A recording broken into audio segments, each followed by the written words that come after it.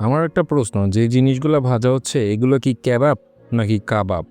আপনারা জানলে আমাকে একটু জানাবেন। কারণ আজকে আমরা গিয়েছিলাম কেবাব এক্সপ্রেস মিরপুরে। আপনারা অনেকেই হয়তোবা এই কেবাব এক্সপ্রেস সম্পর্কে জানেন। এখানে বিভিন্ন ধরনের কাবাব তৈরি হয়। চিকেন রেশমি কাবাব, চিকেন আদানা, চিকেন হারিয়ানি, চিকেন পেশোয়ারি। ওদের এটা একটা রুফটপে নিচেও ওদের একটা দোকান আছে। সেই দোকানটা থেকে রুফটপই বেশি পপুলারিটি। যেমন এইটা আমি নিয়েছিলাম চিকেন শেফ স্পেশাল কাবাব 220 টাকা। এটা আদানা কাবাব 250 টাকা। এটা যেটা দেখছেন হারিয়ানি কাবাব 180 টাকা দাম। আর এই যে সর্বশেষ পেশোয়ারি মালাই কাবাব, কেবাব আর কি, সরি কেবাব 180 টাকা। তো আমরা এগুলো নিয়ে খাওয়া শুরু করলাম এবং যে পরোটাগুলো নিয়েছিলাম, পরোটাগুলো ছিল 20 টাকা করে।